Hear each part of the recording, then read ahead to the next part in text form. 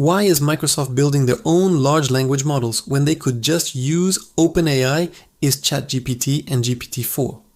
Because even though OpenAI is a partner and investor in Microsoft, that relationship won't last forever. So it makes sense to build your own models in-house so you don't have to rely on someone else. That's probably why Microsoft has announced their first two AI models, MAI-Voice-1 and MAI-1. MAI-Voice-1 is a fast speech generation model trained on over 200 hours of audio data. This can generate realistic sounding speech from text at 100 words per second. For comparison, Copilot's text-to-speech feature takes around 2 seconds per word, so it's about 20 times slower. And now for the big news, Microsoft will be releasing this fast speech model into Office apps like Word, PowerPoint, and Outlook.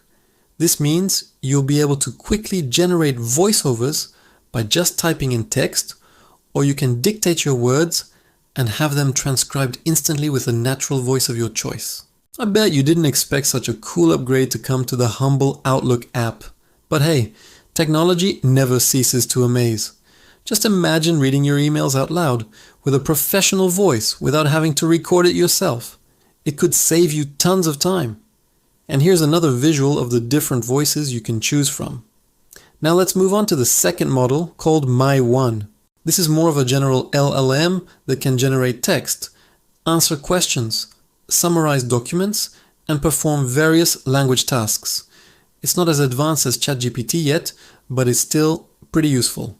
And this will also be integrated into Office apps as well as Teams. For example, you can ask it to summarize a long 2-hour podcast episode down to a few bullet points, or extract the key findings from hundreds of pages worth of research papers. Plus, you can access it through the Copilot menu in any Office app. Now you might wonder, what's the difference between MAI-1 and the existing Copilot? Well, Copilot uses GPT-3.5 from OpenAI under the hood, while MAI-1 is Microsoft's own model. So you could say that MAI-1 is the true successor to Copilot. Plus, MAI-1 can understand and generate different types of content depending on the context, such as code, spreadsheets, or even emails. On the other hand, Copilot mainly focuses on generating text based on prompts. So that's an advantage of using MAI-1. Now you might also wonder how this affects the partnership with OpenAI, because both companies are technically competing in the same space. So far there hasn't been much information about how this will impact their relationship, but we know that Satya Nadella, CEO of Microsoft, has expressed confidence that both companies can coexist and collaborate on various projects. He said, "We've seen this movie before with search. People said search was going away because of voice. Search did not go away. Search got bigger. There's a coexistence."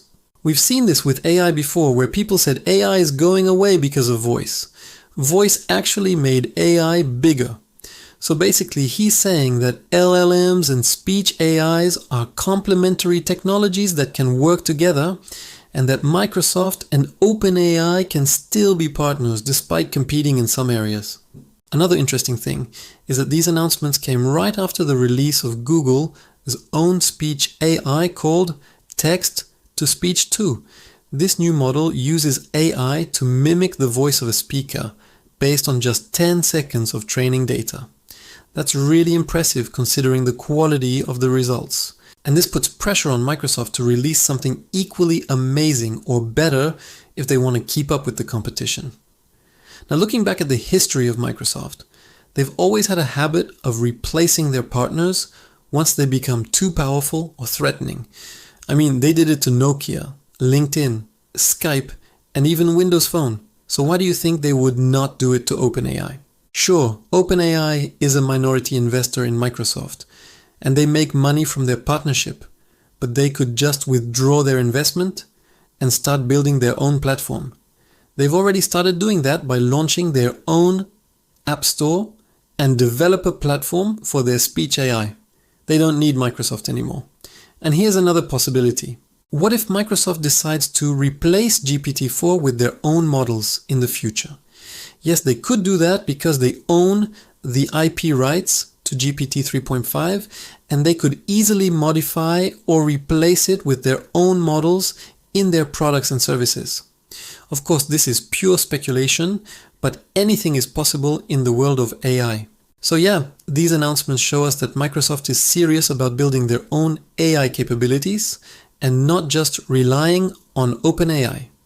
It also shows that they are working hard to integrate their AI models into their products and services, especially Office and Teams. They know that these are the core of their business and they want to make sure that they are offering the best possible AI features to their customers.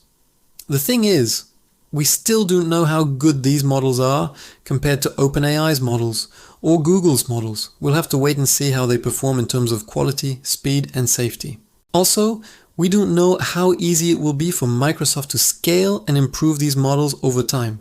For now, we can only speculate and imagine what the future holds for Microsoft and the AI race. Will they become the new leader in AI, or will they fall behind the pack? Only time will tell. But one thing is for sure, this is just the beginning of a new chapter in the AI war where Microsoft is writing their own story. Thank you so much for watching, and I'll see you in the next video. Bye bye.